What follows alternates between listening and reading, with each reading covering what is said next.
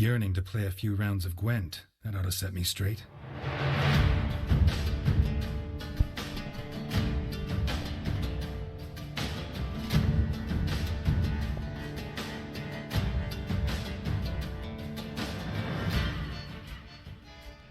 It's Commandos Horn, episode 111, that's 111. Today we have received the first seasonal update patch, offering card tweaks, a new seasonal game mode, card backs, and 2 new reward trees. MissLadyJay and BeardyBog are here to talk about their favorite changes with me on this patch day episode of Commandos Horn. Let's go.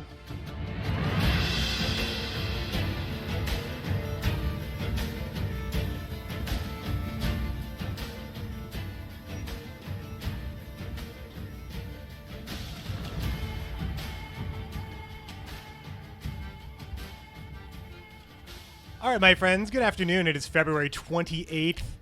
Great day for your weekly Gwent podcast. Today I'm joined by pro player and streamer MissLadyJay and another pro player and the host of Team Leviathan's faction chat, BeardyBog. Thanks so much, everybody, for joining me on this patch day special, very special episode of Commandos Horn. You know, patch day special. They're always special. MissLadyJay, how are you this evening, let's say, for you? Hey, I'm good, thanks. And you? I'm very good. BeardyBog, thanks for coming on the show. I was just on your show. I was just on the TLG faction chat on Sunday where we were talking some Northern Realms. So we talked very recently. Now we get to talk again. Yeah, sounds great. I'm always down for anything Gwent related, so really happy to be here. Yeah, and BeardyBog, a member of Team Leviathan, and as was revealed on Sunday, I am also now on Team Leviathan, so we're going to be working together. So it was only natural, for you to invite me because of that, right? Well, I mean, it makes sense, right? It's just I like Yeah, I like exactly. continuity, right? Yeah. I was with you in the last scene, so I should be with you in this scene. That kind of that's thing. pretty cool. So it's pretty exciting. Have either of you gotten a chance to play any of the patch yet? I know you are on EU time, so you've been up for most of the day at this point. So I imagine you've put in a fair amount of hours. MissLadyJay, yeah? I played a few games of Slizzards. Slizzards, you played against or as? As Slizzard. As? Do you feel like anything has changed? Is it as worthwhile I mean, as ever? I was playing against some weird decks I've never seen. And people running Igni now, and I'm like, okay. It's true, Igni is cheaper. That is one of the many small tweaks that weren't covered on the dev stream that occurred on Tuesday, which was which was it? The 20. I can't see the calendar from here. The 24th, I guess. 26th. It's the 26th, and that was with Jason Slama and Pal Berja, where they showed us some things you've seen me react to on my stream or on YouTube, and some new things that we just got clued into today. Little things, but big things at the same time. BeardyBog, how has Gwent been treating you today? Well, I played only 4 games because I played literally 50 games last night. Okay. So I just didn't have it inside me to play more. But it looked way more diverse. For instance, like last night, I kept queuing in either Crack or Gunicora or Woodland, like literally nothing else. Maybe like 2 matchups, so it was pretty dull. I think now probably we're gonna still see domination of these 2 factions. But it certainly looks better on paper.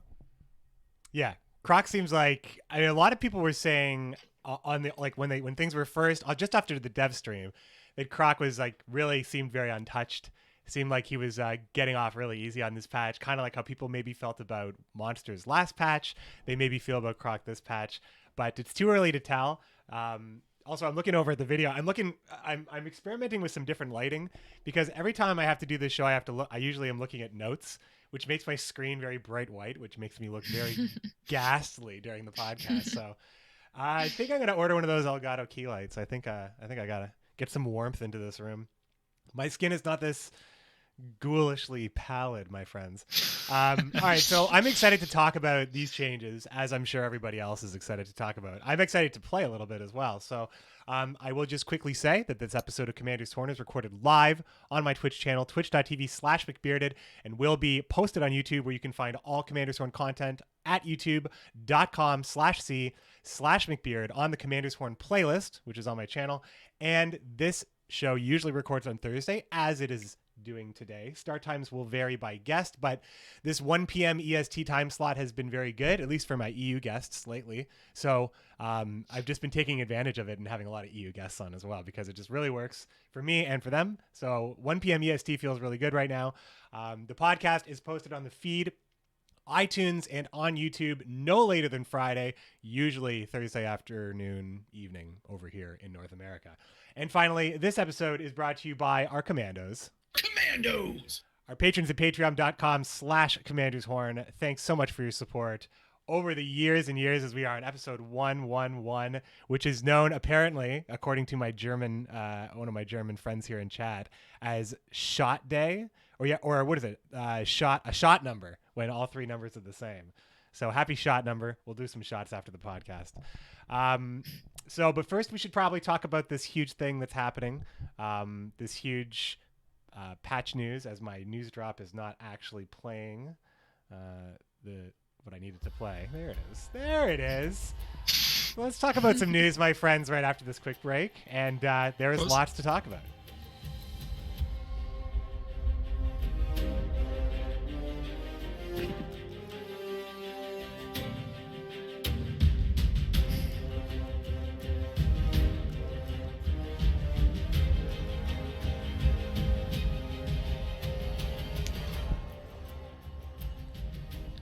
So they're calling it the seasonal update patch, offering seasonal mode, new card backs, new cosmetics, a few card tweaks as well, and a bunch of other stuff.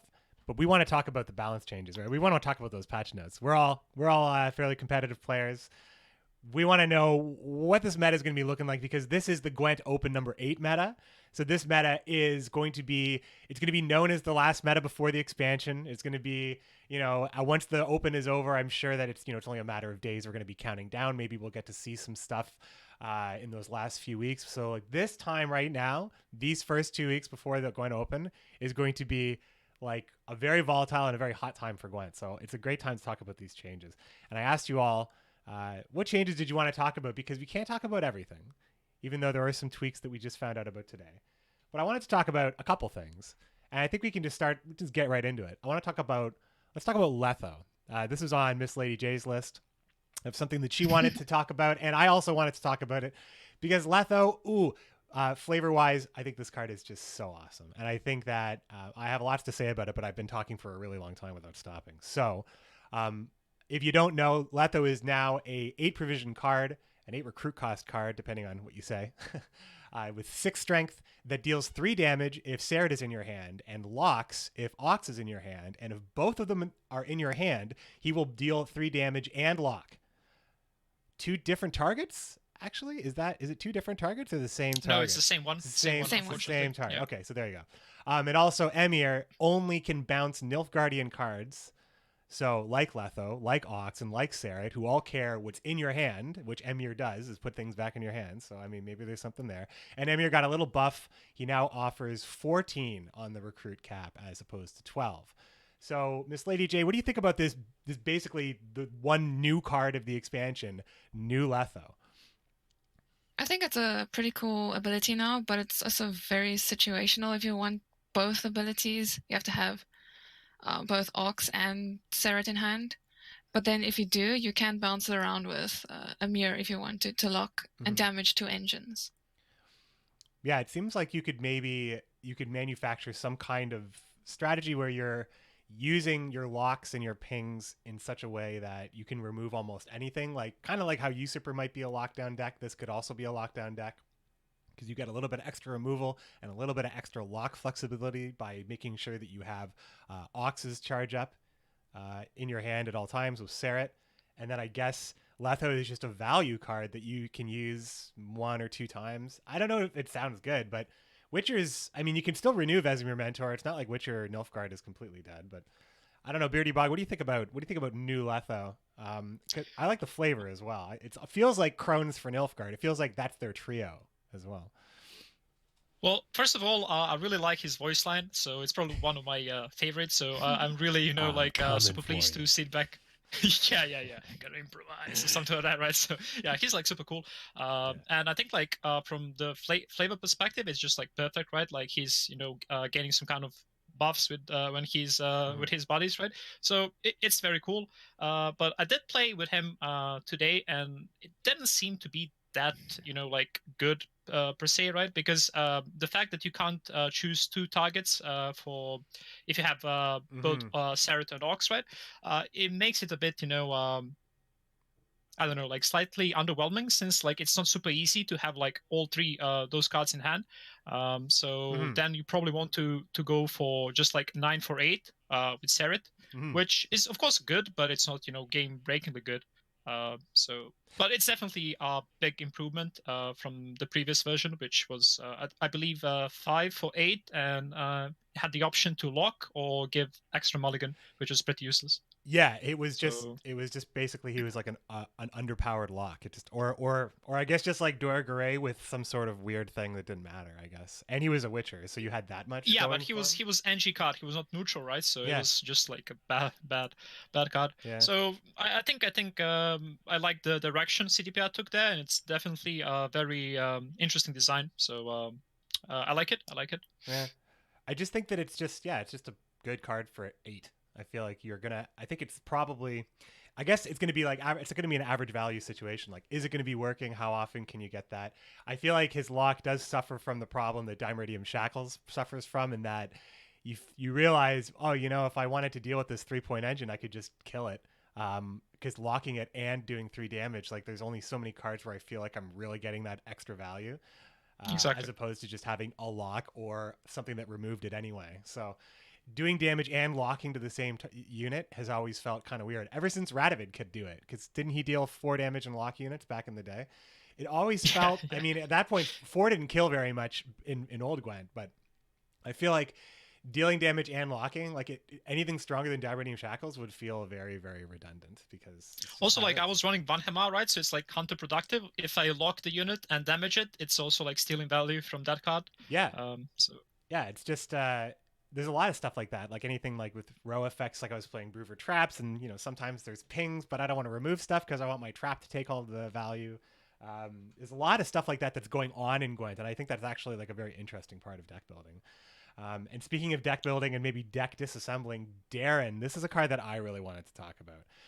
Darren is now, he's a cheaper card that has less of a potent effect, and his body is larger. So he's a 7 provision Skellige card with 4 strength that removes 1 card, that places 1 card in your deck in your graveyard. Now, is this a worse card? Obviously. But is this a bad card? Is this a bad card? No, it's not bad. I don't think it's trash. You think it's worse than bad, Darren? Yeah. Yes. This card for 7. I don't think so. Okay. It's not bad. Just lay it out for me then, because I haven't really crunched the numbers, but I know that Darren's still being able to bring more cards out of the deck. 1 card. But I know that. So but he's cheaper though, and he's a higher tempo play. So isn't he still like, what else? What is better at 7 besides, is Witchers automatically, are they just better? Is it better? Is there a better 7 points card all the time for Skellige, like in any Skellige deck? Maybe I'll give this one to MissLadyJay first, but I definitely have a lot to talk about this topic. Oh yeah, okay, that's good. I want to talk about it. So MissLadyJay, are you on the this card is trash, or are you on the this card is merely bad, or this card actually could see play in some Skellige decks? Well, I never used Darren before the patch in my Skellige decks because I had enough thinning with Witches and Skulls and Burner. And I think Burner can just do it with Morkvog instead of just having Darren with it too. Did you use Darren when Darren was originally 4 strength and did 3 discards? No, I never used Darren. Never used Darren ever. BeardyBog, did you ever use Darren? Yeah, I used it even last season, right? So I actually liked the So you actually card, did right? use the card. Okay. Yeah, I think it definitely has like niche uses, especially if you want to tend to 0. So like let's say against Morvern, the card is worked well for me, since if it tend to 0, they have no leader charges. So that's like secret value. But the fact is, the only tempo play you can do with Darren is if you discard Morkvog, and that means you can't discard it with Burner or Skulls, and that means that one of those cards is going to be just like 4 points or like 7 Burner, which is like pretty bad. So the only upside was basically turning to 0. That's the only upside of Darren. And that like made it possible for you to run some like really bad cards in SK, like double Marauder without running Spears, for instance. Because you could just discard them, yeah. Exactly. But now, like with only a single discard, it's not even worth it to consider running it, in my opinion, since like you are tending to your deck like so efficiently. So Darren was never really needed. But now I think like the card is like really near to the ground, which I don't understand, since I believe I was one of the few players left playing that card last season. I didn't see it in any popular like SK list, so it really came as a surprise that they left the other like package like intact, and their run was just, I don't know.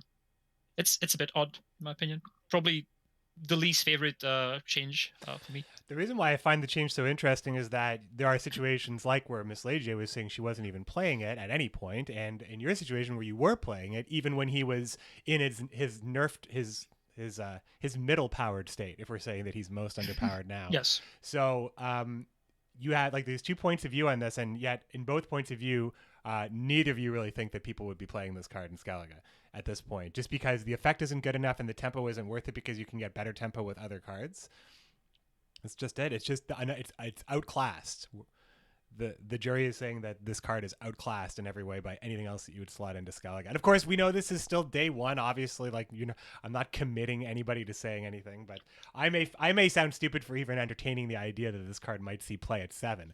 I have my eye on the recruit cost change more than anything. I mean, obviously, when you take basically it's like 66% nerf to the effect that you would even play the only reason you'd play him. Obviously, that's very hard to get over that part. But at 7.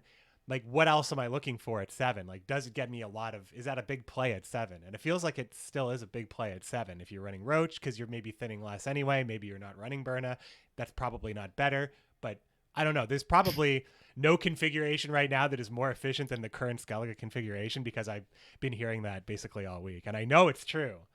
I just sometimes like to entertain maybe a different dialogue. But I do know it is true that the Scald is like one of the best cards in the game.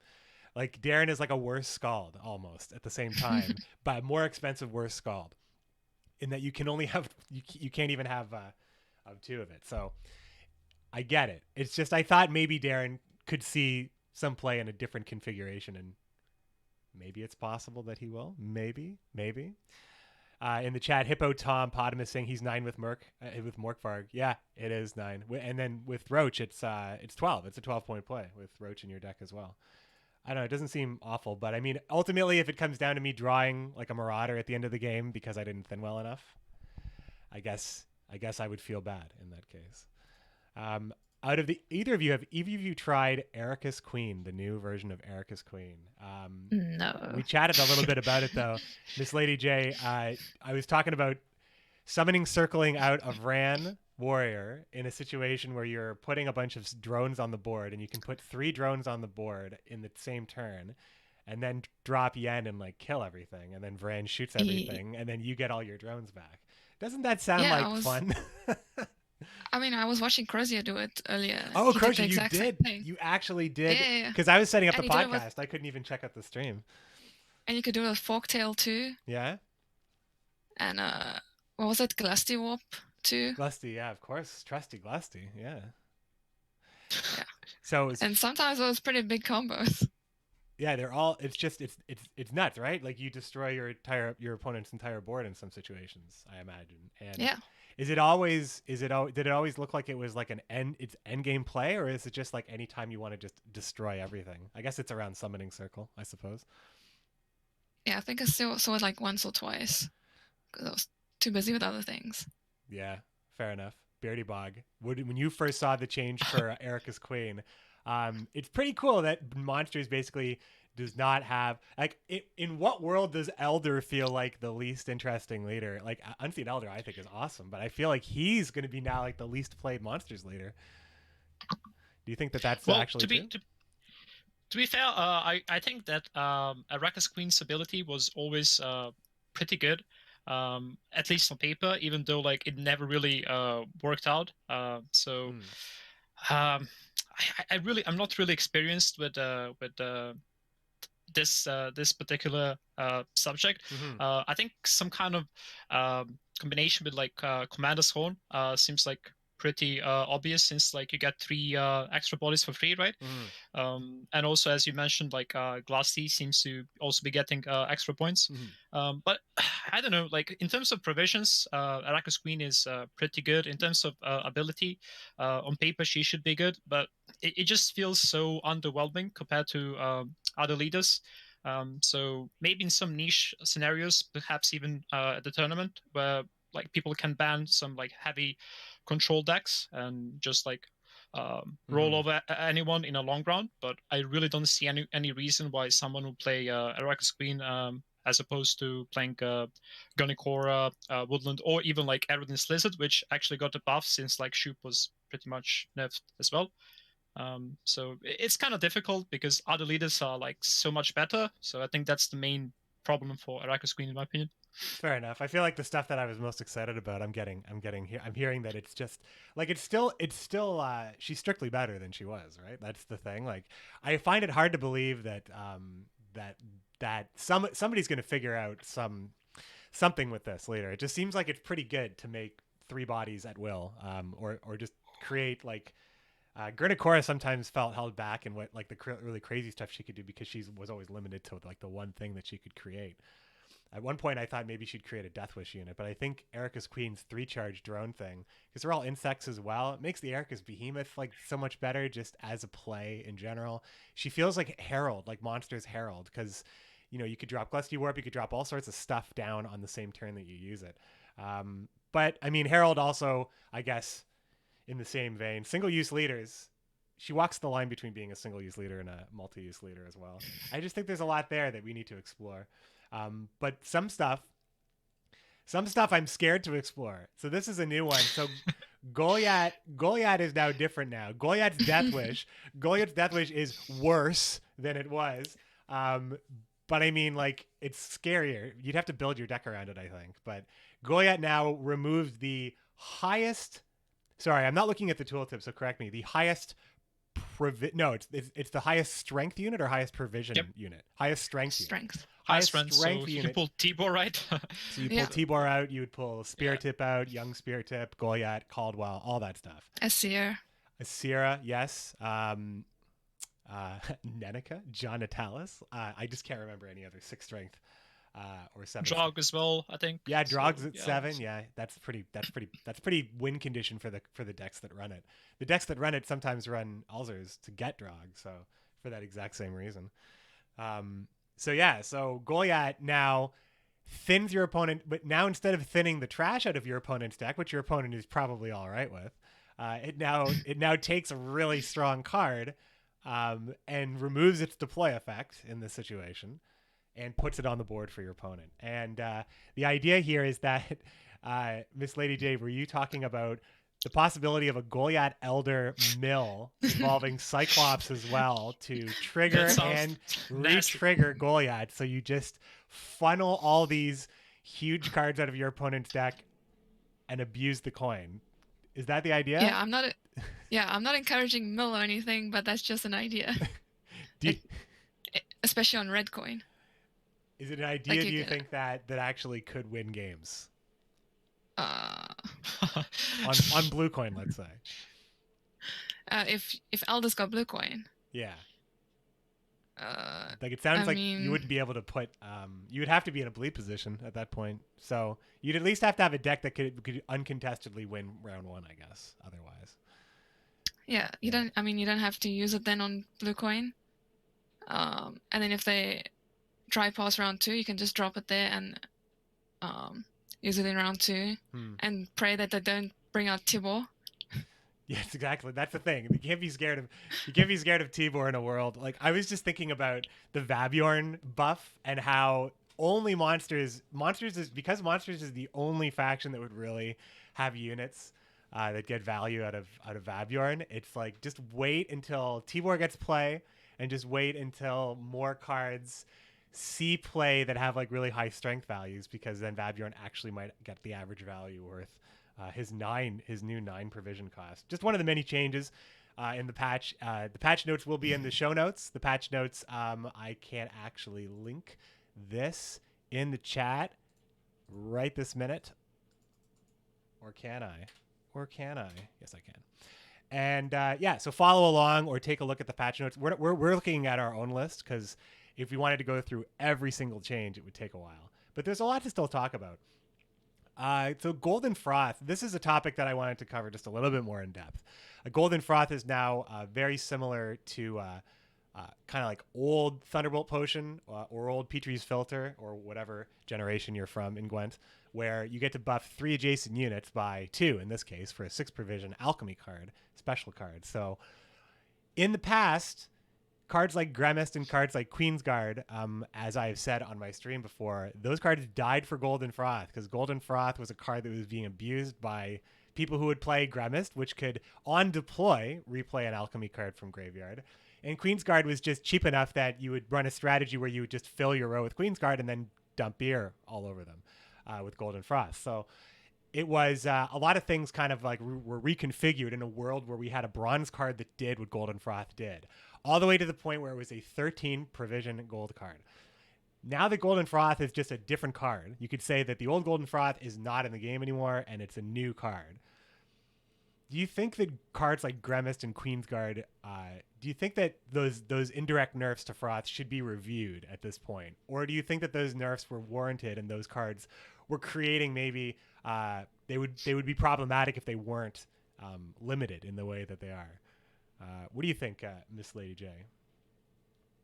I'll give it to BeardyBog this time. Oh, sure, go ahead. God damn it.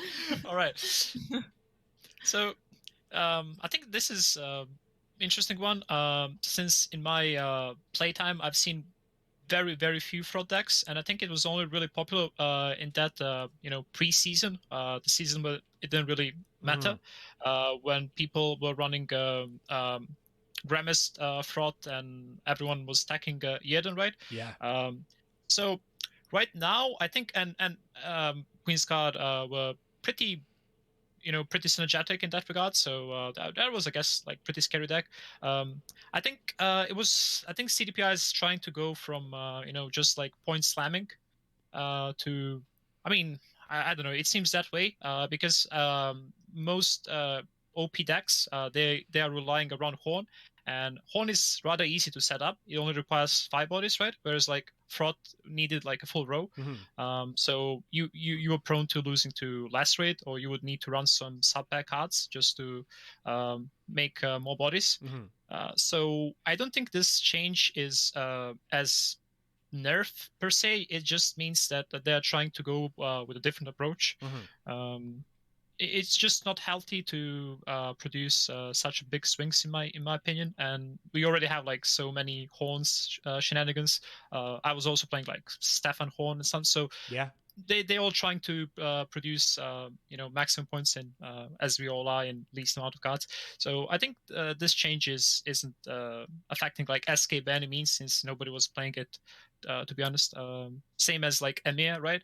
I think like in my the changes weren't, they were just nobody was playing it, but he was nerfed anyway. I played like 1,000 games, and I faced only one Emir player last season, only one. Yeah. So it's probably like oppressive at like low ranks. I can imagine like his ability being oppressive there, but that's, I guess, like a different topic. So back to Fraud. It was I think the changes it's just now like yet another like value card, but nothing too hard to set up.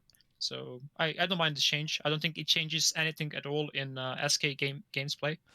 It's possible that it is a card that sees play against Croc to deny Bloodthirst, because there are situations where you have to play your Witchers, and then you're just playing into a... Although, I guess, Spears aren't going to be around, so this is less likely, I suppose. Flaminica just settles that like pretty easily and has synergy with chips.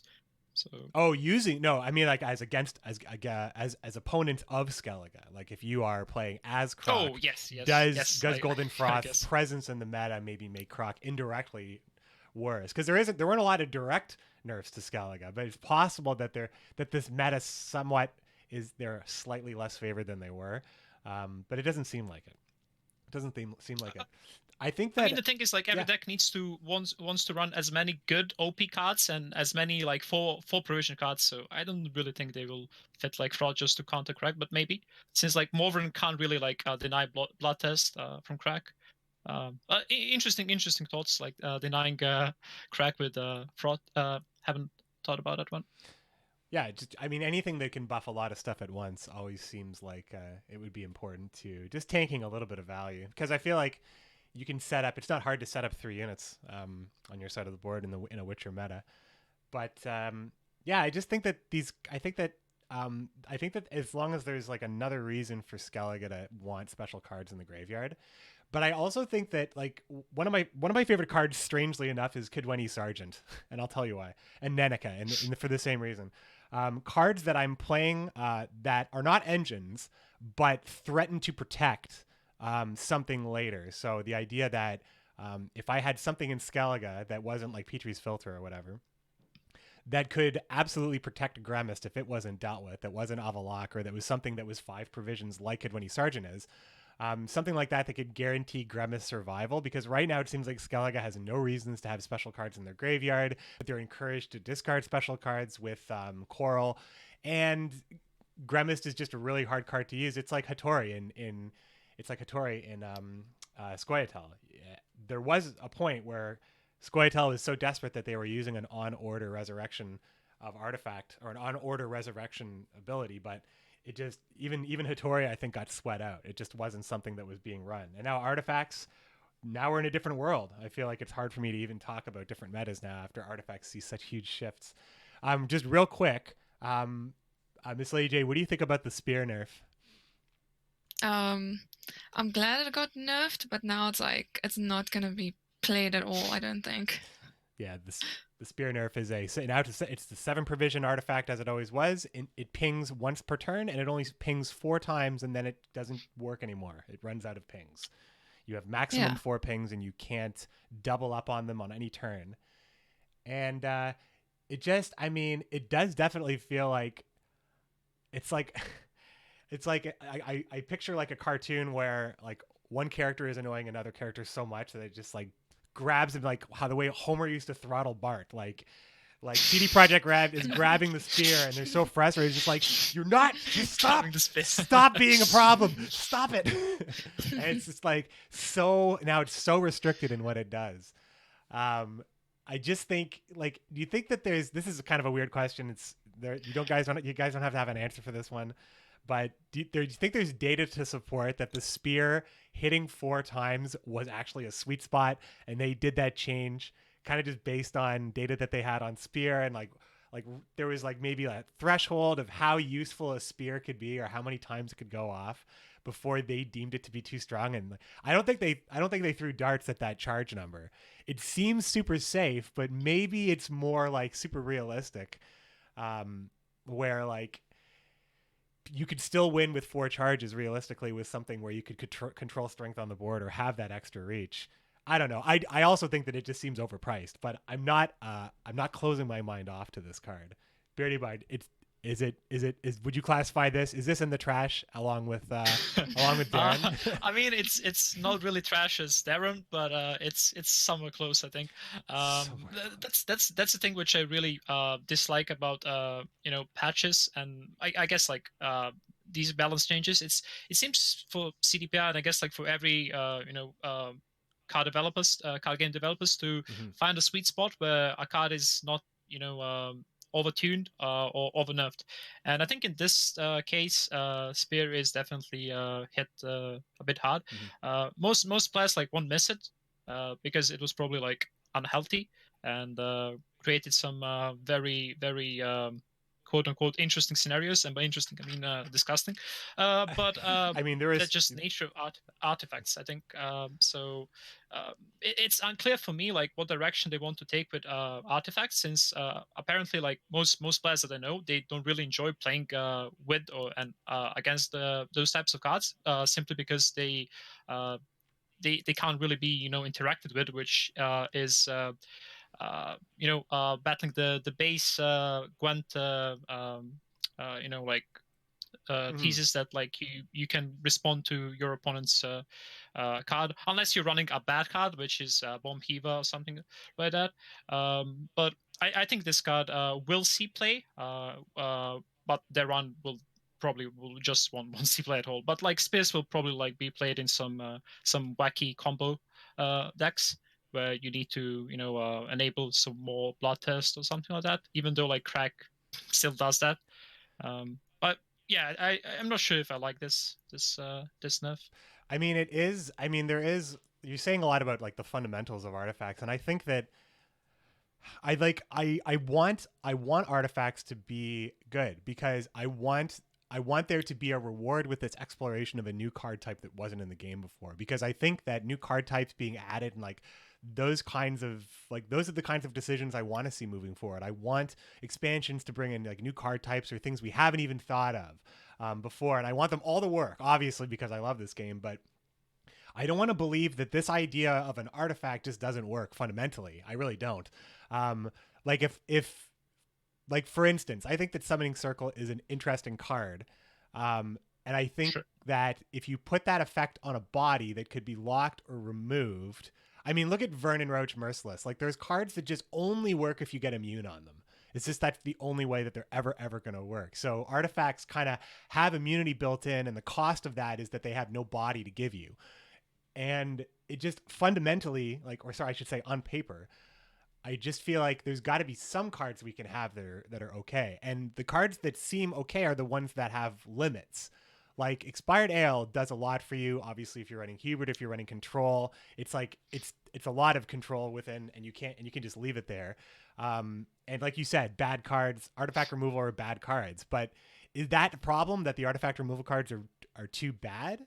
Or do you think that, I mean, I don't know how much of a conversation I want to get about just artifacts, because it is like a very it's kind of a separate topic. Yeah, it's pretty big. It could be its own show, quite honestly. And there are still a lot of more changes I want to talk about in this patch that's coming through here. But in a world where there's no spears and shields, are we happy with the idea of artifacts? Has it always been spears and shields that has made it a problem, or is that just kind of the baseline and they're all problematic in some way? I think that Bloody Flail is a fair card. I don't know. Like I think that Vandergrift's Blade is. I don't even think that's not really a good card, but the way the card works is that has a persistent effect on the board. That one doesn't really have a ceiling like Spears does either, but I don't know. There's a lot of different synergies with it. I feel like I'm not ready to give up on artifacts yet. That's just all I'm going to say. But we can talk about Spores, or if you guys want to talk about any more artifact stuff, if you guys wanted to get a last bit in about artifacts, let me know.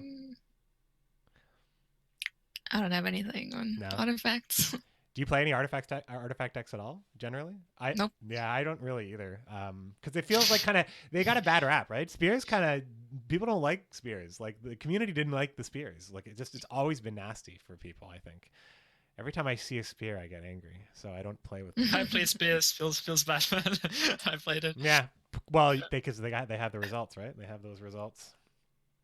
I mean, the another issue with like Spears, like from a spear player perspective, you had to have both in hand. Like otherwise, if they remove one, then you still lose the round, and spear doesn't do anything. Or if you play one and then you randomly save one for round 3, then they remove it, so it's again like really bad. So I really hated that like part where you need to think, does my opponent run removal or not? And like according to that, you need to like save 2 spears because like one needs to stick for you to realistically win the game. Yeah. So yeah, it had some like interesting scenarios, but probably it's for the best that spear got nerfed. I think we can agree on that one. Yeah, I mean, I was seeing a lot of artifact removal. I was playing Brewer Traps, and I was getting, because that just kind of really kills the late game strategy for that deck. Just having your trap destroyed at the end of a game where your opponent knows exactly what you're trying to do. So I feel like I was seeing like artifact removal was out there already, and I don't know. We'll have to see. I need to actually play. I need to like get in my games now because I still have I've been in podcast mode at this point. So eventually I'll get to play my games today. I want to talk about Spores. Spores is a 4 provision card now, 4 recruit cost card that resets a unit. right? That is what it does. So we now have what's that? Nothing. That is correct, right? I just want to make sure that I have the patch right. I just want to look at it here yet. It is at 4.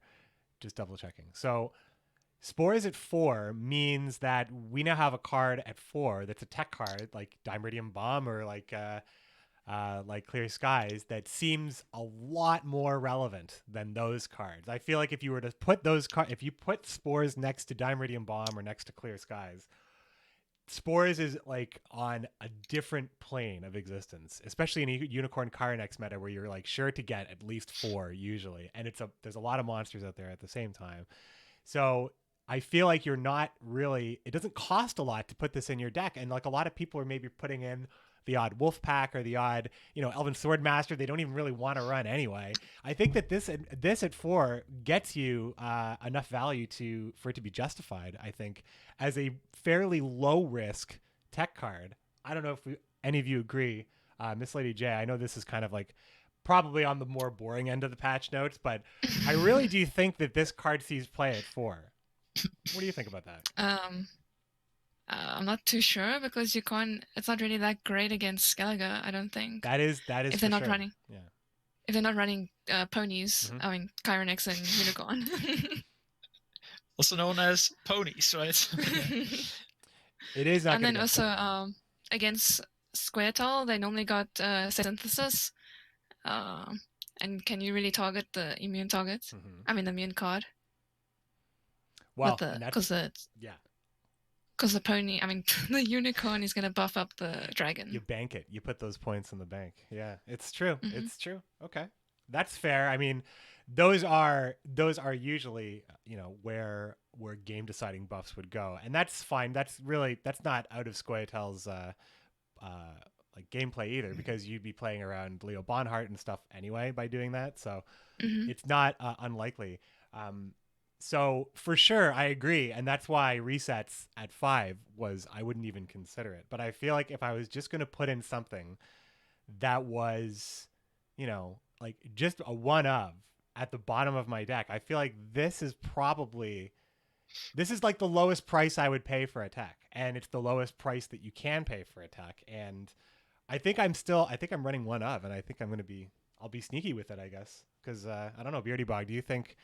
Would you even entertain the idea? Not in a monsters deck where the 4 provision cards are like OP. Still, probably they're still very very strong. Well, the funny thing is like when I was reading the our notes for tonight, in my head by Spores I pictured Arcaspore, right?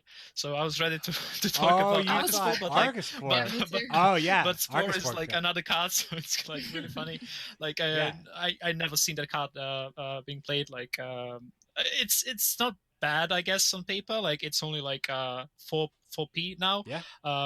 But I think the issue is all those cards which have no body, right?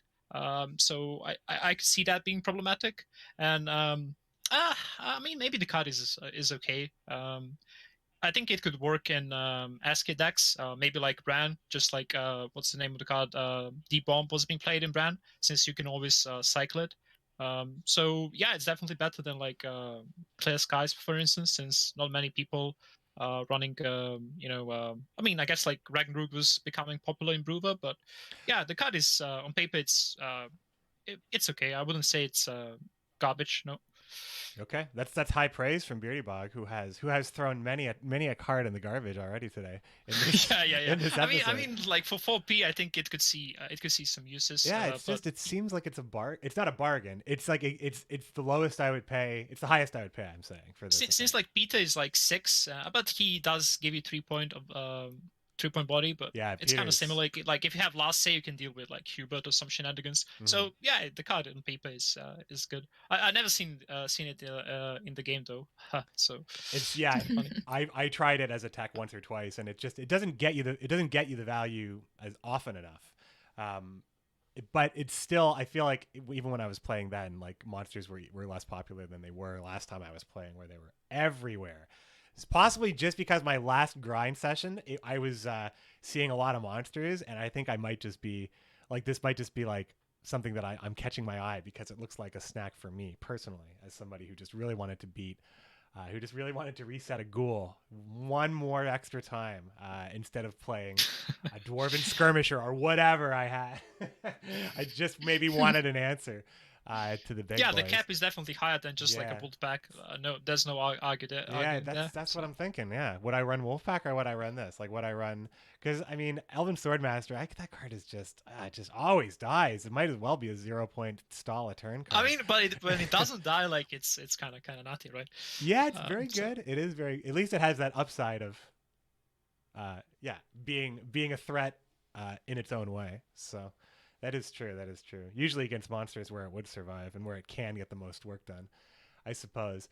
We blazed through this little list that I had here. I mean, the other big changes were talked about on the dev stream. So of those changes, and the chat, you can throw out stuff too. Of the dev stream changes, some of the stuff that we've had at least a couple days to think about. Which of those changes from the dev stream, I think, were the most interesting to you? So this is not on the show notes, but I just thought I'd throw this out there just so we could keep talking about these changes, because this has been some pretty cool news. That's where we got the news that ghouls will only be eating bronze cards, and they're now a 6-point card. It's where we got the news, like BeardyBog said, that Archospores were nerfed in that they do not thrive anymore, but they start off as a 2-point unit. So they can still get you 6 points in a way, but now they don't get you, 8 or 9 or 10 points in that way. So there's that as well. So we did see a lot of those changes. So MissLadyJay, if you can recall some of those changes, was there one that really caught your attention when you saw it on Tuesday? The Shoop nerf. The Shoop nerf. Yeah. Because I can now Slizzards are kind of indirectly buffed because now there's no 9 ping on one card to kill the Slizzard, but you have to high roll the random kill an enemy. Mm-hmm. Destroyer worlds Shoop to win the game. Yeah. Is it 3 different enemies for that Yes. for that effect? So Yes. it doesn't use Yes. all 3. It wouldn't use all 3 pings on one target. It's 3 pings on 1 unit for 3 units. Yeah, it's so if there's a 9-point unit and you play that Shoop, does Shoop put all 3 pings on that unit, or does it only hit the unit once for 3 and nothing else? Because Only once for 3. Oh wow, that's way worse than I thought. That's like so much worse than I thought. Here I was thinking it was a really tame nerf, like that it was just a little different against a situation where you had a 5 and a 4 against your opponent, and one of those things is going to live now. But now you're saying that Shoop would only deal 6 damage in that situation, and both of those things would live now. Yeah, no removal whatsoever, right? That's way worse. Okay, that explains a lot as to why people were talking about this nerf. To the extent, I mean, obviously the hand buff nerf, I guess, like no one wanted to be high rolled out of a game. No one's complaining about that nerf. I don't think. I think everybody's got to be pretty happy about that one. But changing, now saving immune units. Now you actually have to run something that kills immune units, and those things they can be played around quite easily, at least in monsters. In that they have a lot of ways to protect from Glorious Hunt, a lot of ways to protect from Epidemic. You'd have to. Oh yeah, I don't like it. I mean, immune units. Yeah, hopefully this doesn't open the floodgates on Aridin now being. I don't want to see Aridin get emired, really. I think his ability is really strong and really cool, and I think that I always knew that an increase of play rate of that card would be scary, because it would mean that we would have to look at immunity on the big stage, and it would take a huge toll on people if it was really that bad. So I hope it's not that bad. So we're going to see a lot less Shoop. So I think I made the prediction that Shoop's going to be at the Open. Now I feel like I shouldn't have made that prediction. Are there any decks that would still want to run Shoop at all, or is that change just like, is there like, I understand that you wouldn't build a Shoop every faction all the time, but is there still a list that would run it? I think NG has no finisher whatsoever, so this is, in my opinion, biggest like Shoop nerf is probably the biggest nerf to NG. That alongside Blue Dream. Blue Dream is now like 1 provision more expensive, which is actually pretty big. It is big. Yeah. So Monsters. those 2 nerfs combined, I think like make NG a lot worse, at least like Shoop wise. I played Shoop today, and it's still okay. It's a very good card, right? Because it still has some, I don't know, like for instance, like Charm is still present, so you can still, win your way through high rolling, which of course nobody wants to do. But I'm saying like that option is still there. Yeah. And Knight is still 12 points, Yep. but the main issue comes 12 for 13. Is pretty okay, right? But it's not good enough when you build your whole deck around him. So I think that's, in my opinion, the biggest nerf to Shu Penji, which was the most present and popular one, in my opinion.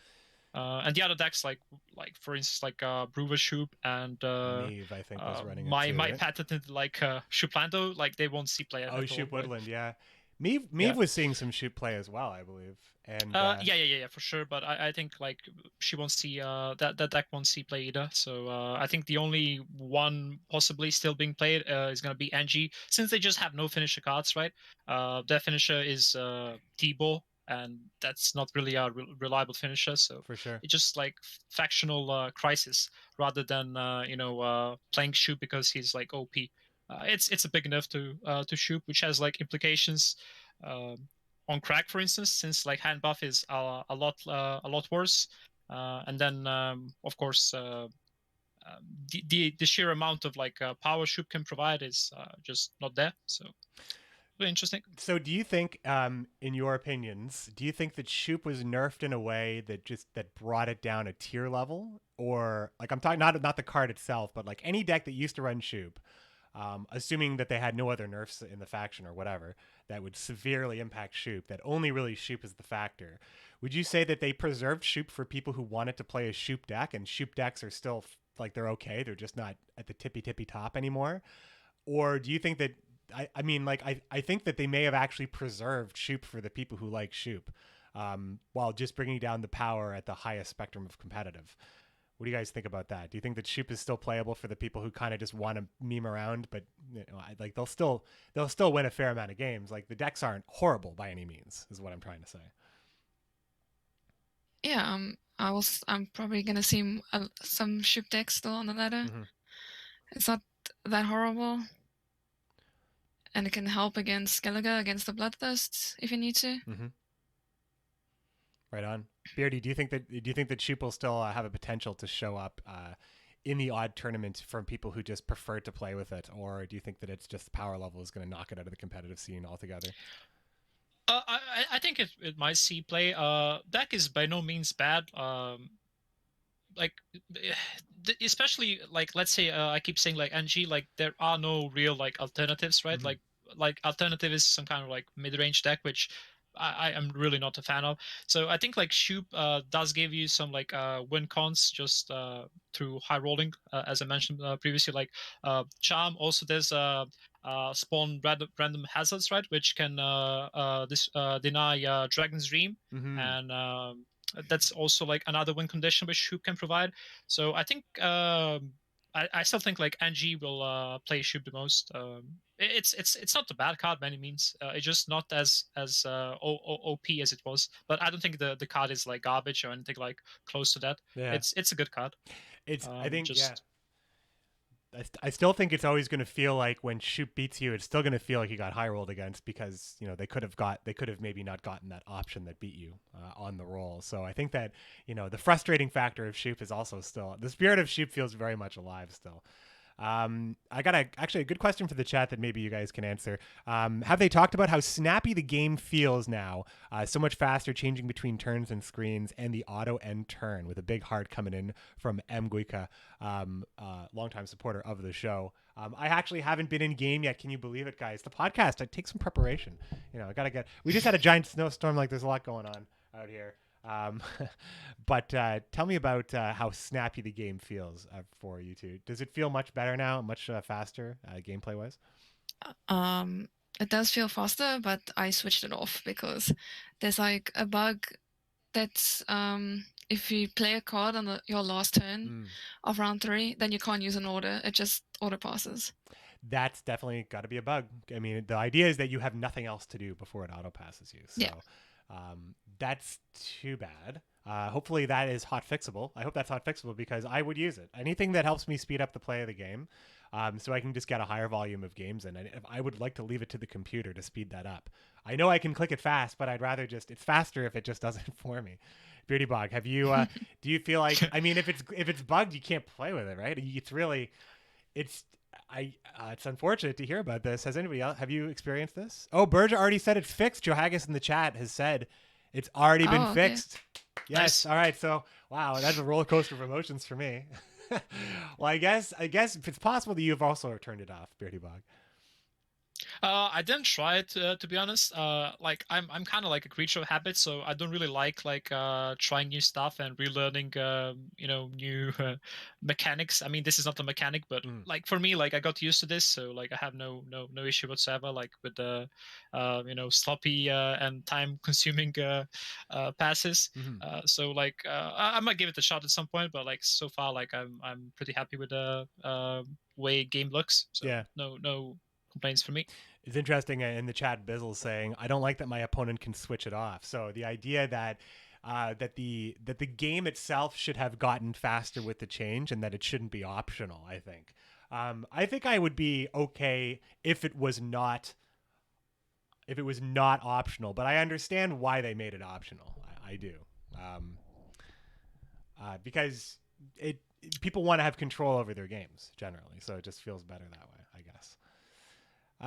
What else? The Thrive to Wyvern, I think is pretty cool. It's still a 3-point card, I imagine. I haven't been in the client, but I imagine that's the only change.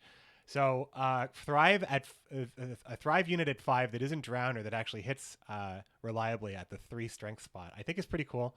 I just wanted to like throw that out there, even though it's not really on. At this point, nothing else is on the show notes as far as like specific changes to talk about. But I think that the Wyvern, now this card is playable, possibly, in that it is a Thrive card at 3 when you have you didn't really run Thrive cards at 3 because Abea wasn't very good. So I think that's pretty cool generally. And I'm excited to see I'm just kind of like just leafing through the changes here. I'm excited to see what the meta looks like with all these little changes that potentially support Erica's Queen for sure. What do you guys think about the idea that Skellige just didn't? That Skellige is just not didn't really get hit hard enough here. Now that we see the whole package of Skellige changes, is that an opinion? I don't know, MissLadyJay, if you had the opinion that Skellige was going to be on the watch list for this meta, perhaps. But do you think that Skellige got an appropriate amount of changes, or do you think they could have taken it a little farther in this situation here? I'm biased here because Skellige is my favorite. Oh, fair enough. But I do know a lot of people were complaining that Krach should have been nerfed slightly. Why is Skellige your favorite, by the way? It just always has been playing Axeman in beta and Great Swords. Oh, okay. People are gonna like moan at me about that. Hey, I mean, I don't see it very often. It's not you're playing something that's not played very often then in that situation. So. No, that was in beta. That's in beta. So what? Do you play Herald then often? Do you play the same kind of things? No, I play Krach. Yeah. Krachhorn. Crackhorn. And then I used to play Crash Scorch before that. I've definitely been in situations where I have had to make that decision. I'm like, oh, it's Crackhorn, I want to do this, but if it's Crack Scorch, I need to do this. Like removing a unit was like not like a value play for me, but it was removing a body, and it's like I want to remove this now, but if I save it, I win the Scorch game. But if I don't, it was frustrating when they were like equally. It felt like they were equally as popular at like I was at rank 5 or 6 at the time, just climbing up. I felt like there was a day where I just couldn't make the right decision. Well, you could mainly tell it was Scorch if they ran spears. Yeah. I was also at a rank where spears could be anywhere. Spears are just showing up all over the place. It was a wild time in my life. I don't want to remember it personally. I like the Damn Sorceress buff. I feel like that's necessary. There's not much else to talk about here really, except for obviously Hubert's nerfed a little bit, just a little bit. But I guess the big one is really Damn Sorceress. Reinforcements, I can't think of the deck right away, but I feel like someone's going to try to make this work. The fact that Reinforcements will now spawn and play a bronze allied unit instead of summon, so you actually get that deploy effect. If you use it on a blue stripe scout, you get that extra effect. And the other one I talked about for Damsaurus is that she no longer has reach. She is now a 1 strength with a 3 damage ping that you can put where. Well, she has reach. You do have to play her on the melee row, but she can hit the back row now, so she doesn't have reach 1, which was crippling for a lot of these cards. But Northern Realms in general didn't see a lot of changes. Didn't see a lot of changes at all, just in general. So I think that in a world where they wanted to increase play rate, that maybe we would have seen a change to something like Taller or Stennis or any of the other like tons and tons of cards that Northern Realms just does not play with. Instead, we see a change to Falibor, which is not nothing, because I think a card that is arguably a tech card that is as low as 8 will see play in a meta where you are using Falibor's Destroy an Order ability deploy to specifically take out a unit that has like a high amount of strength and an order. Like there would have to be some sort of card that was dominating, but at least you don't have to pay 10 for this card, so that's good. But generally, as far as the Northern Realms updates, if you guys are looking at the patch notes, how do you feel about how they treated Northern Realms this time through? I'll throw it to you, Jess. MissLadyJay, I'll throw that one to you first. I'm not so sure. Oh, yeah, if you're not familiar with them, that's fine too. I don't want to put you on the spot. Yeah. No, that's fine. That's totally fine. I didn't like this is general patch note stuff. Like this is just me kind of like making conversation, but there are still a lot of changes. And if you haven't played Northern Realms, it just seems like a no, I don't really touch Northern Realms. Yeah. Well, we don't have to dig through the notes. I didn't really want to do a dig through the notes. I wanted to go back to like SK. Sure. Yeah.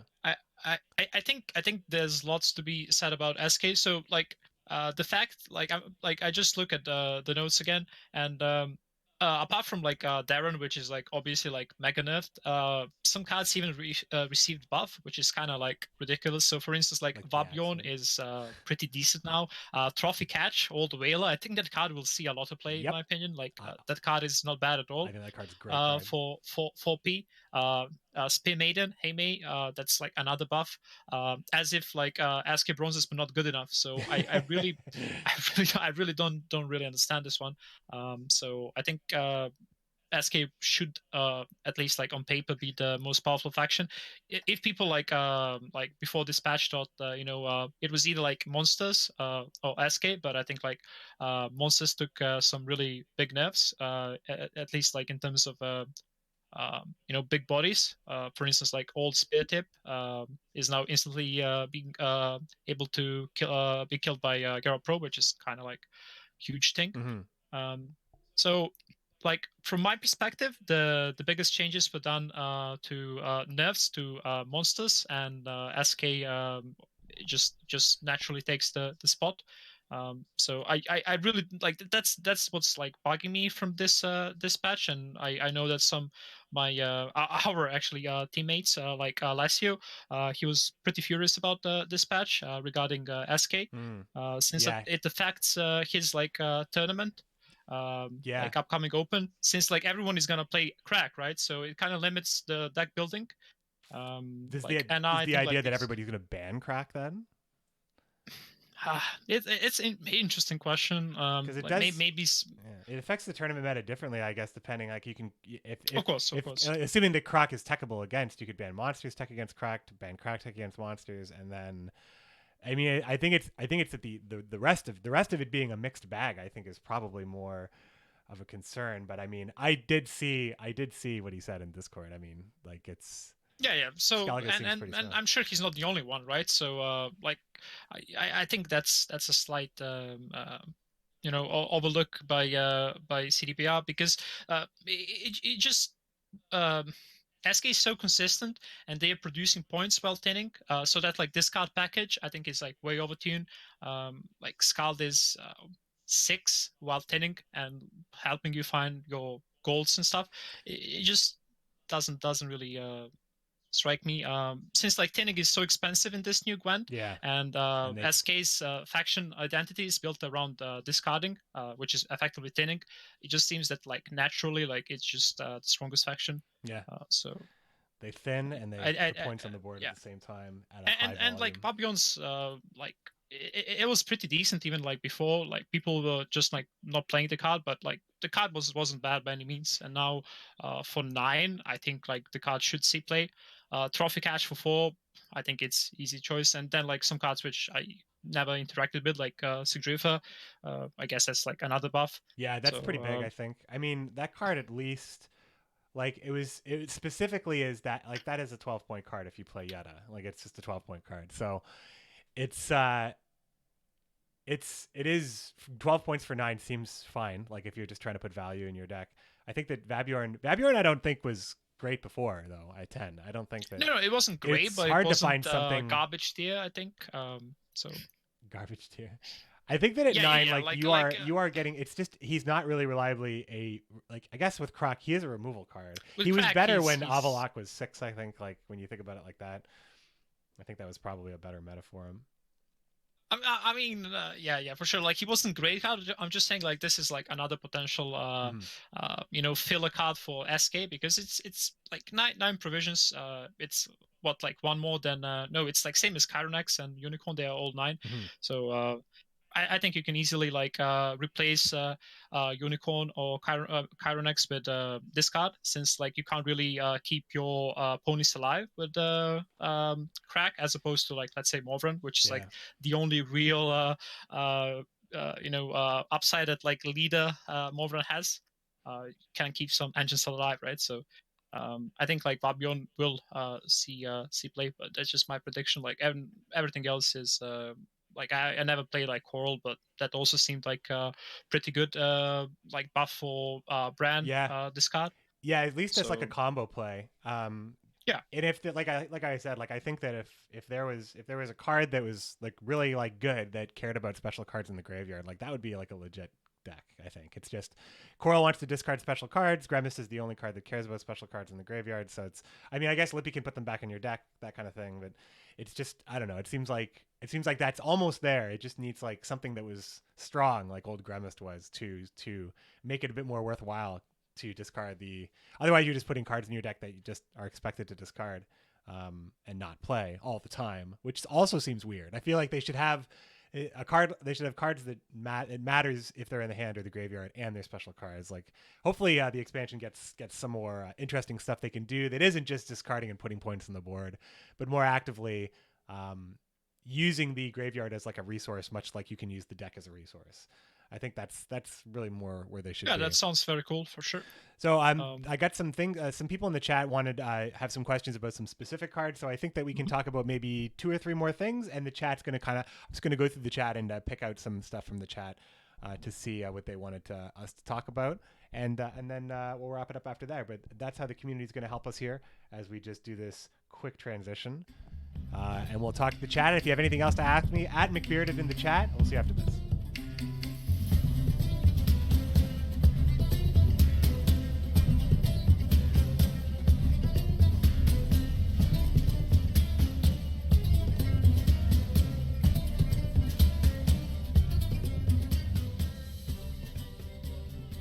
Once again, we are supported by our Commandos. Commandos! Our patrons at patreon.com/CommandersHorn. Thanks again for all your support, Commandos.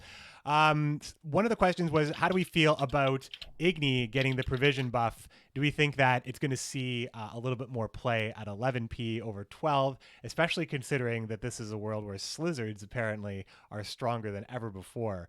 Scorch is 14 points to put into a deck. Igni is a little bit easier, but has a very high requirement of a 20. A row has to have 20 points before his scorching effect can take place on that row, and he has only 2 strengths on the body to begin with. So for you to get value for a card that would be about 11 points, which I guess at this point, I was just thinking like 9 feels like what a good silver would be, and 10 feels like what like a bad bronze would be, or a bad gold would be, like kind of if you're looking at comparing old Gwent. Like I feel like that 7 to 9 or that 7 to 10 range is like where like really good silver. So I feel like Hand Marvin's Blue Dream just got nerfed sort of into bad gold territory going up into 11, but before it felt like it was like a really good silver. Like a lot of great reasons to play it, usually gets value, now a little bit harder to play. So Geralt Igni, now is occupying a little bit that same territory at 11p, and I think that Igni always can show up. 20, I played with Igni a little bit, with Brewer no less, and 20 is still hard to line up something with all the time. So it is potentially a very dead card, and it's a very expensive slot to have be dead at this point. MissLadyJay, do you think that Igni's going to show up a little bit more and hurt the Slizzard play rate, or do you think Slizzards have nothing to fear? I mean, like a few players might bring it, because now we said that Slizzard kind of got a buff from Shoop, so then there might be more Slizzard players on the ladder, and then someone might get like furious and then just bring Igni. Yeah, he's a problem solver. He's a problem solver, to be sure. Crozier and Torin, thanks for the question. What do you think, BeardyBog, about Igni? I think the card is pretty bad, even with a buff. As you said, like Scorch is more expensive. The downside to Scorch is you need to have some kind of a deck built to align stuff. So like it works like perfectly in Crack. So other decks like running Igni to answer Toll Slizzard, I think it's just like safer with Jeden, right? Because Jeden has more chances to find value against other decks, whereas like Igni can be dead probably in like every second or third match, which you can't really afford playing 2-point card for 11. Yeah. Or have it how much it is. Like it's bad enough when you play like Garo Pro for like 6 points. And you can't really afford to play like that Igni, but like the card definitely like has like a huge ceiling. Yeah, that's and the thing, right? It has always been like a part of Gwent, so like I would like to see it being more played, but I don't really think it will. Yeah, the thing is, like, you can't just buff him, like, buff his body, because then, like, if he's getting value, like, the thing is, like, if you were hitting 2 5s, like, on a board where it equaled 20, so at that point you were getting 12 points of value, potentially destroying an engine or something worth destroying in the process, for a 12-point card. And that was it wasn't unlikely, but it wasn't so, like, for a tech card that was so expensive. We're talking about how I would play Spores at 4 points, because that's like the highest I'd pay for maybe a tech card that I would otherwise be dead. So it seems like Igni was 3 times as expensive as that was. Whereas sometimes I would just get more value out of a reset than I would out of Igni anyway. So I think that, yeah, it's important that he's in the game. That's if that's where you were going with that one, Beardy. I hear you. It's important that he's in the game. I definitely think I would like to see it more in the being played. But it just seems the condition is way too high. And once your opponents know you run it, they can just like play around it, and then it becomes like super hard to enable it. So I don't really think it's a very good choice, in my opinion. Yeah, I was even trying him in Movement Brewer, and it wasn't even. This is when he was 12. Consistent, right? It just wasn't even consistent. Like I would, a round has to go really long, even with movement, to like get a good 20. And then if you're trying to line something up, maybe it was at 20, and by lining it up, you bring it down to 19. So frustrating. So you can't, and then you have to wait next turn to use it again. And then at that point, your opponent passes or something. It's like, oh, I'm gonna get him next turn. It's just that's basically the whole time you're playing with Igni is like your thought is like, oh, next turn I'm gonna get him, and you never get them. You never get them. Kind of a boring thing here, but Foglet being a card that can be thinned. Now Foglet is a 4 provision point card, which is Death Wish was play the other Foglet from your deck. So it is a faction thinner, a faction that has a thinner already in Wild Hunt Rider. Now also has the best thinner in the game. Now also has Foglet, which was probably not played. The provision cost for what you get out of it and how you need to kind of trigger it, I guess was maybe too dangerous, but I think that it might actually see play at 4 here and there. It's not hard to kill a unit in a monsters deck. There are maybe some reasons to use these high strength consume cards like Harpies or Griffins or definitely Cyclops. So it doesn't seem out of the ordinary. Like if they gave monsters Foglet, or if like I feel like I don't understand why they have 2 cards like this, whereas other factions only have 1. But I think that this one is fine. I think that them having this and Riders is pretty good, personally. What do you guys think about about monsters having 2 thinning bronzes, and that Foglet just got just a little buff, maybe. But if you recall, like in Beta Gwent, like SD had like 2 thinners as well. They had the Shield maidens? no. They had SD had dwarves, the thin, and Blue Mountain elites, right? Oh, ST. So Yeah, right. yeah, so they like even in old Gwent, they were the only faction which had like 2 thinners. So like it isn't as shocking to me to see that happen again. Mm-hmm. But I think like Foglet could see play like at 4P. Like sometimes he'll probably like go through. So like the risk reward is definitely like worth it, I think. So it's definitely okay card now, I think. As you said, monsters have like pretty much like infinite number to destroy it, ways to destroy it, especially like in a Deathwish deck. So like thinning is winning is my motto. So I think it's pretty okay. Yeah. Cool. Right on. MissLadyJay, what do you think about it? I agree with BeardyBog. Right on. Thinning is winning. Thinning is winning. Yeah. I mean, that is consistency has always been the friend of a card game player. Yeah. Like all card games, like it is just the way it is. You improve the quality of your draws, so when it matters, you have the big cards, right? Lefty2903 in the chat asking is Thrive dead? I mean, I don't think I have to. An effect that is as fundamental as Thrive can never possibly be dead. It just can't ever be irrelevant unless nothing has it.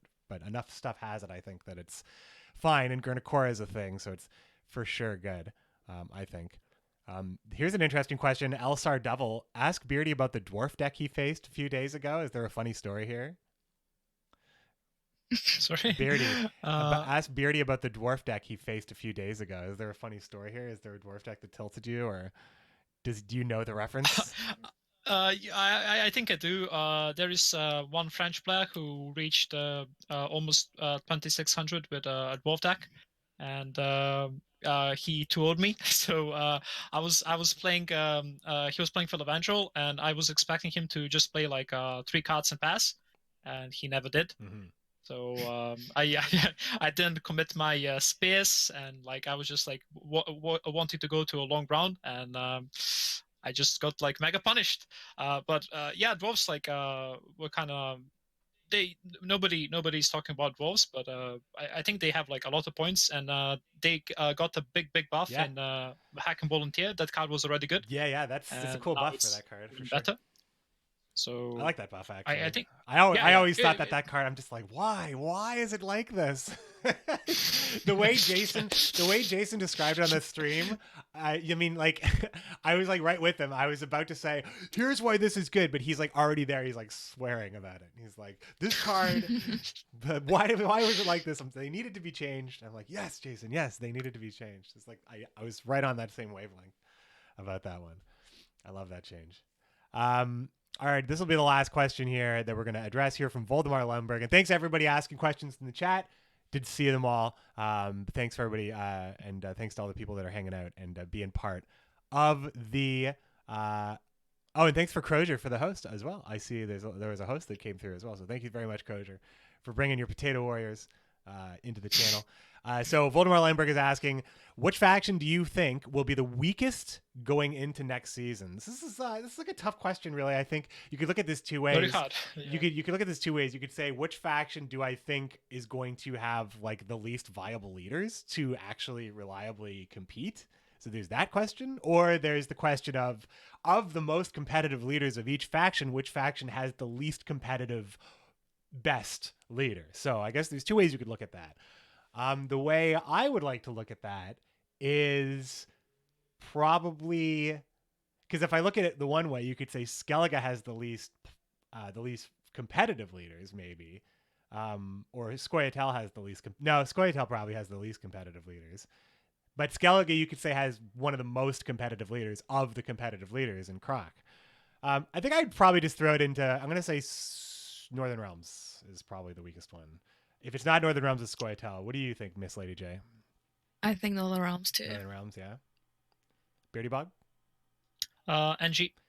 Nilfgaard. Ooh, hot take. Yes. Hot take. Nilfgaard. Why do you think? I mean, I'll defend myself and I'll say that Scoia'tael and Northern Realms feel like on the lower end of the spectrum they have more they have more play-aroundable strategies, and generally there's a lot of removal out there, and Northern Realms is just naturally suffering, although Meve is pretty good.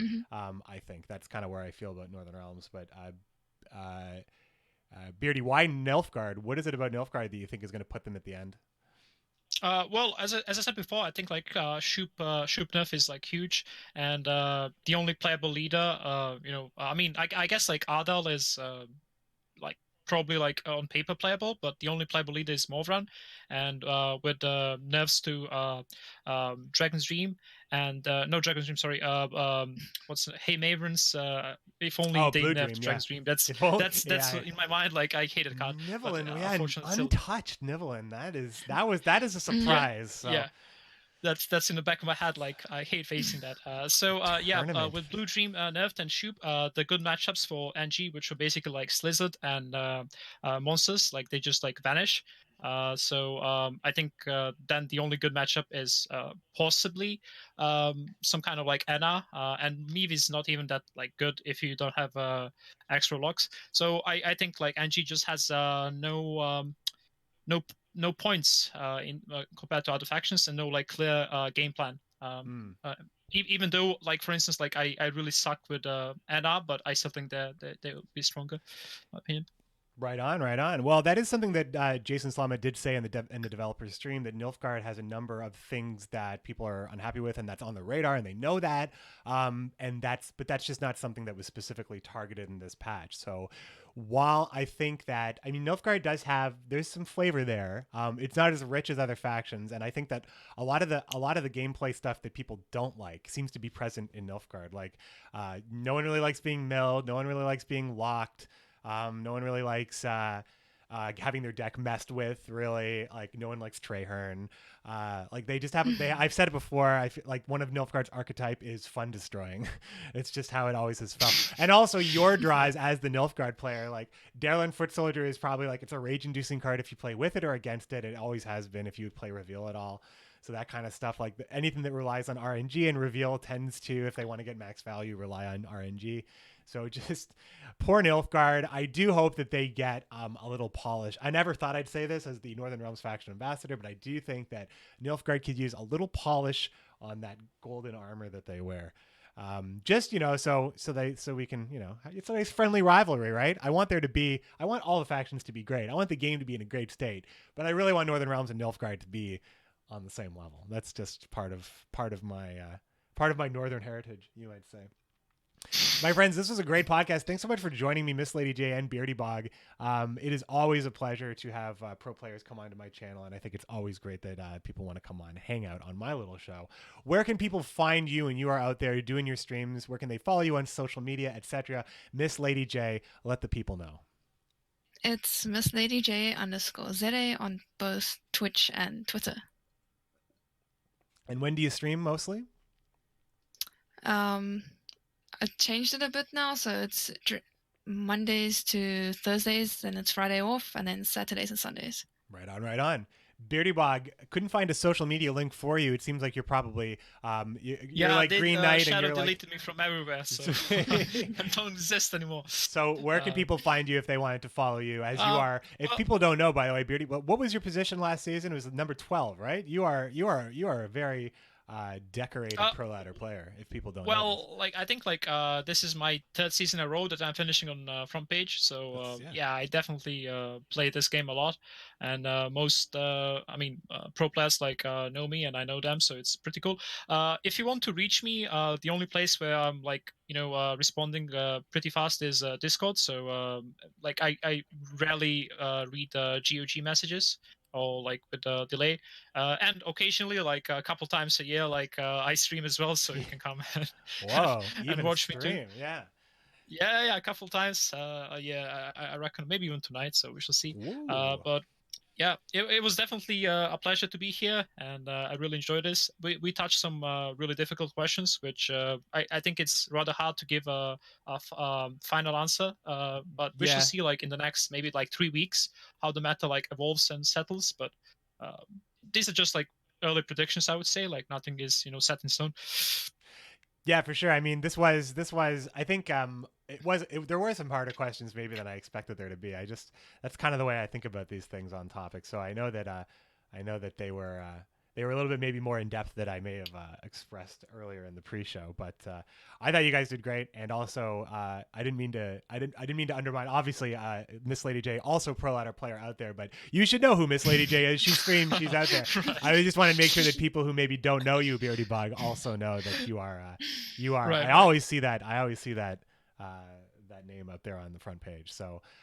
Thanks so much for joining me, everybody in the chat, and thanks so much for joining me, BeardyBog and MissLadyJay. Always great to have players on the show, and this is no different. If you want to follow me on Twitter, can be found at McBeardCH. I'm McBearded on Twitch, where you can watch the podcast on Thursdays, and I do stream other days, although I'm streaming a little bit less. I'm focusing a little bit more on YouTube videos. I'm having a bit more fun in that creative space right now, but I do have to play decks, of course, and I do have to play lots of games, so I think Thursday is going to be a day that I'm likely going to stream a lot, and there will be days there, but I'm just kind of off schedule outside of the podcast, which continues unchanged, which I'm very happy about. Of course, the podcast has always been my favorite thing to do in the week. So thanks for the good, healthy, hearty podcast, an hour and a half. If you're just tuning in, check out the VOD. Otherwise, I'll be posting this on YouTube very soon, and the feed and all of that stuff.